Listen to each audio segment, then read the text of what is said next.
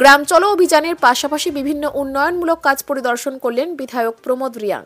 শান্তির বাজার বিধানসভা কেন্দ্রের সার্বিক উন্নয়নে কাজ করে যাচ্ছেন বিধায়ক প্রমোদ রিয়াং।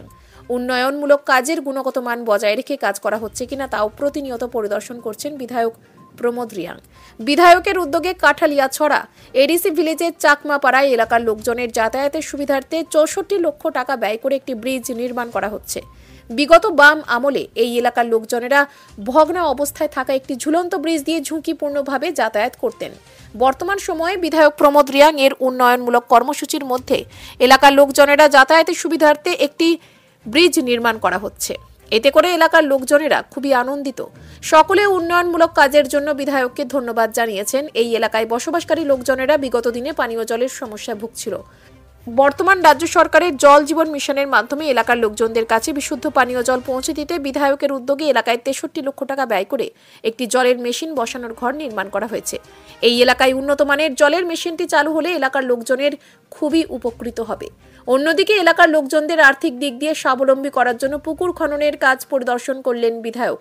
এই এলাকায় ধর্মসাধন নোয়াতিয়া নামে এক ব্যক্তিকে 1,29,000 টাকা অর্থ ব্যয় করে সরকারি প্রকল্পের মাধ্যমে একটি পুকুর খনন করে দেওয়া হচ্ছে। বুধবার সকালবেলা চাকমাপাড়ায় গ্রাম চলো অভিযানে গিয়ে সমস্ত উন্নয়নমূলক কাজগুলি পরিদর্শন করেন বিধায়ক। আজকের দিনে বিধায়ককে কাছে পেয়ে এলাকার লোকজনেরা খুবই আনন্দিত। আজকের এই কর্মসূচির কথা সংবাদ মাধ্যমের সামনে জানালেন বিধায়ক প্রমোদ রিয়াং। আগরতলা থেকে সুব্রত দের রিপোর্ট, নিউজ অবিকল। সারা ভারতের গ্রাম চলো অভিযান, এটা দিল্লির নির্দেশ। তো ওই হিসাবে প্রত্যেক বুথে গ্রাম চলো অভিযান হয়। তো আজকে আমার এই কত নম্বর 30 নম্বর বুথে আমরা গ্রাম চলো অভিযান সকাল থেকে আমরা শুরু করছি। আর এই এলাকাতে এক সময় যদি এটা আমার বিধানসভা, আমার বুথ এবং আমার গ্রাম, গত বিগত দিনের কিচ্ছু নাই।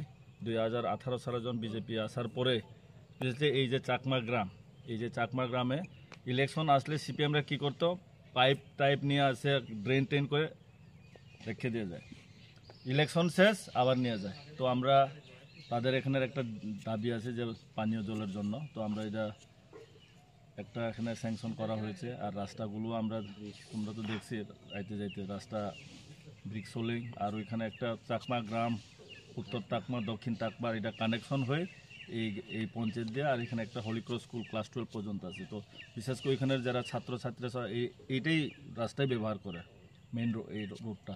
তো এটা আগে কী ছিল, এটা একটা হ্যাঙ্গিং ব্রিজ আছে। তো হ্যাঙ্গিং ব্রিজে অটো যায় না, শুধু বাইক আর সাইকেলে চলে। তো এটারে আমরা এবার অলমোস্ট প্রায় 50-56 লাখের একটা টেন্ডার আরডি তরফ থেকে কাজ এখন হয়েছে। আগামী দিন মনে হয় 1-2 মাসে এটা কমপ্লিট হবে। যখন রাস্তা কমপ্লিট হলে তাহলে এটা আমার কানেক্টিভিটি একদম হলিক্রস স্কুল, এই যে কাথালিয়া মধ্য কাথালিয়ার সাথে যুক্ত হয়ে যাবো আমার সাউথ টাকমার। এটাই আর চলছে ডেভেলপমেন্টের কাজ। তো গার যে নলের কথা, জলের, এটা তো এখন আমরা এই পিছনেটা যেটা আমরা এই যে পাম্প হাউস, এটা যখন শেষ হইব তাহলে তো প্রত্যেক বাড়িতেই এখন রাস্তা কানেকশন চলতেছে আর কি। মানুষের কেমন সাড়া পাচ্ছেন? মানুষ তো আর কি থাকবো, সবাই তো খুশি। কেননা আমরা যে মানে বাড়িতে দূর যখন ক্যাম্পেইন করি, কোনো না কোনো গভর্নমেন্ট স্কিম আছে, এরকম না যে কেউ কিছু পায়নি। এখন তো আমরা তো কে সিপিএম, কে কংগ্রেস বা কে বিজেপি, আমরা এটা দেখি না। মোদির একটাই আশা, 2047 সনে ইন্ডিয়ার মধ্যে একটা নাম্বার 1-এ থাকার জন্য। তো সবাই জলের দরকার, সবাই ঘরের দরকার। এটা তো আমরা চলছে, ঘর তো সবাই পাইছে। এখনও তো আরও 1,30,000-এর ঘর, যেটাই জন্মন প্রধানমন্ত্রী জন্মনে তো যারা বিশেষ করে আমরা যে জনজাতি রিয়াং জনগোষ্ঠীর, তাদেরকে তো সব দেওয়া হয়েছে। তো এখন আমার যে 1,30,000 এটা সবাই পাবে। তো ঘরের অভাব থাকবে না, জলেরও